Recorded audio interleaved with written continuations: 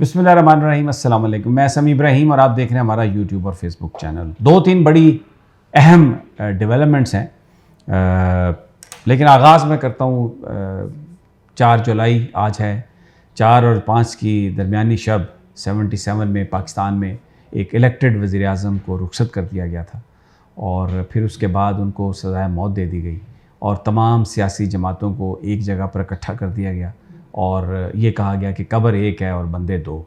और फिर Zulfikar Ali Bhutto supreme court के ज़रिए उनको फांसी पर लटका दिया गया। यानी उस वक्त भी अदालतें यूज़ हुई एक इलेक्टेड प्राइम मिनिस्टर को फांसी पर लटकाने के लिए। जुल्फ़िकार अली भुट्टो ने मुल्क छोड़ने से इनकार किया।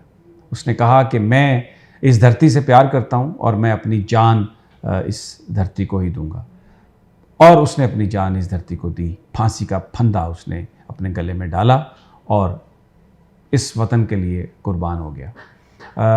उस ज़माने की नज़में, मौज़म अली मौज़म की नज़में आज भी जो पीपल्स पार्टी के जलसे हैं उनमें वो बजाई जाती हैं, गाई जाती हैं, उनकी ऑडियो चलाई जाती है जिसमें वो कहता है भुट्टो दे नारे वजणगे। और मैंने देखा बिलावल भी इस पर बहुत ज़्यादा जोश में आते हैं, तालियां भी बजाते हैं, यंग हैं।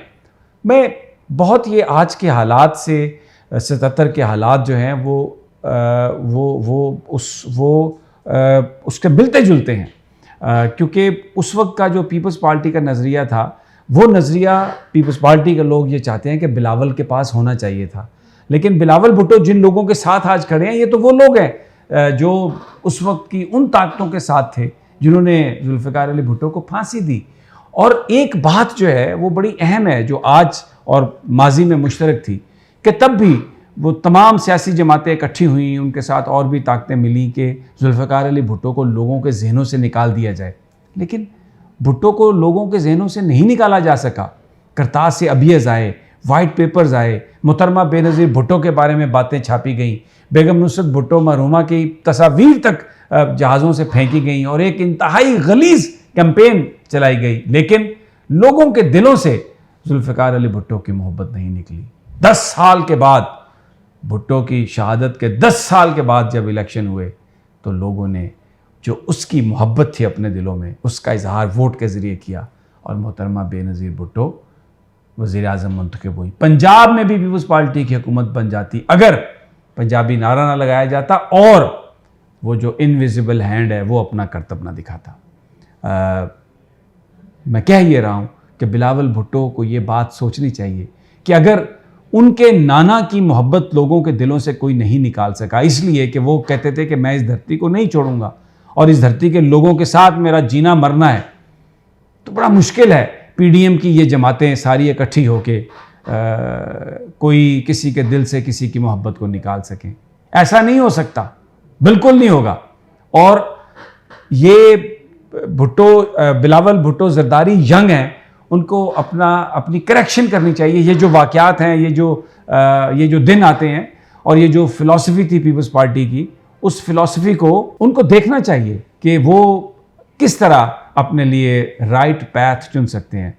मैं कहता हूँ कि आप ज़रा देखें चौधरी परवेज़ इलाही को कि वो 78 साल का बूढ़ा आदमी है, स्टेंट पड़े हुए हैं और किन हालात में है, लेकिन वो अपना जो उसका सियासी नज़रिया है उसको छोड़ने के लिए तैयार नहीं। अगर आप उसको कमज़ोर नहीं कर सके तो किसी और को क्या कमज़ोर करेंगे। तो ये बिलावल के लिए ये यंग हैं, उनका एक सियासी मुस्तकबिल है, उनका एक कद काठ है, उनके लिए बड़ा ज़रूरी है कि वो इस चीज़ को देखें। तो ये 4 जुलाई के हवाले से मैं ये करना चाह रहा था।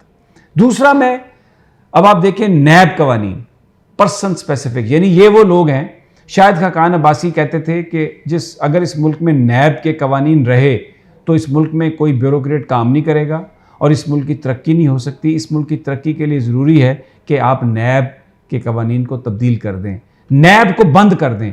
आज़म नज़ीर तारड़ भी ये कहते थे कि इतने ज़्यादा इनके पास इख्तियारात हैं कि अगर ये इनको वो इख्तियारात ना इनसे लिए गए तो ये तो मामला ठीक नहीं होगा। लेकिन अब क्या किया जा रहा है, रात की तारीकी में इन्होंने एक ऑर्डिनेंस साइन करवाया कायम मकाम सदर से, हालांकि आरिफ अलवी साहब आ चुके थे।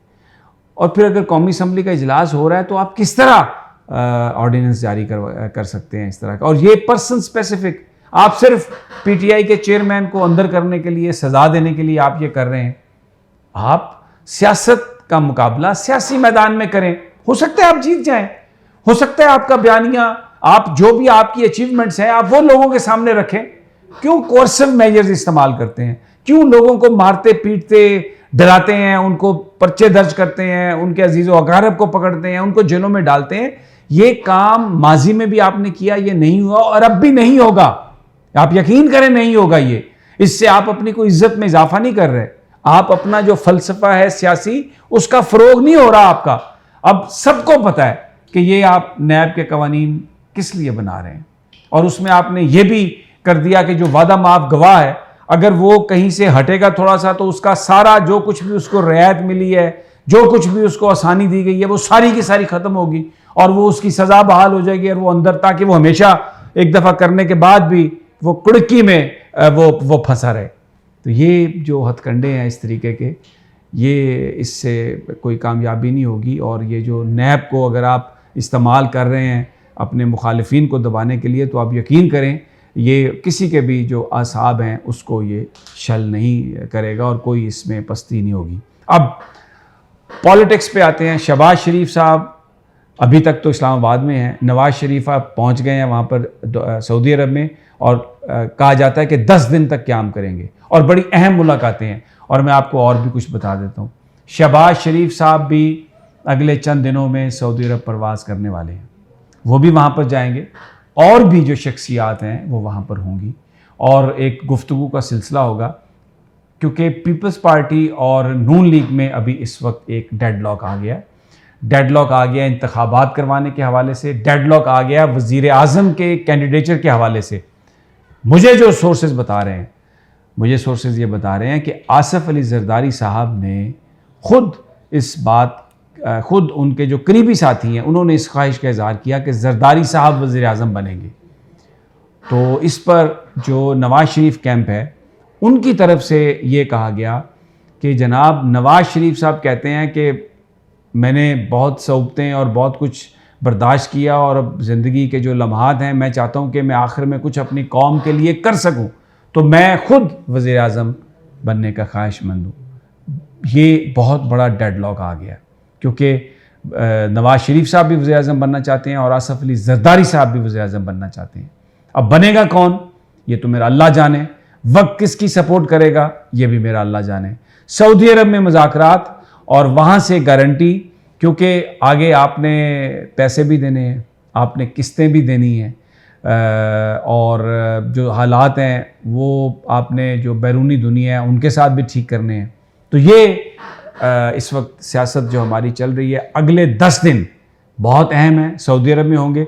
दुबई का जो मिशन है वो कंक्लूड सही नहीं, अभी मतलब वो कंप्लीट नहीं हो सका, वहाँ पर एग्रीमेंट कंप्लीट नहीं हुआ, वहाँ पर बहुत सारी चीज़ें रह गई हैं।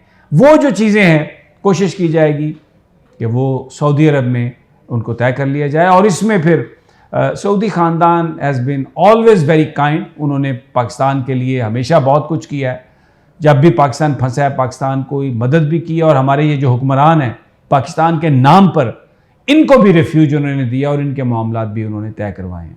So very interesting to see and watch के what happens next time in next 10 days। मुझे इजाज़त दीजिए, अगली वीडियो तक इंशाल्लाह जल्द मुलाकात होगी। अल्लाह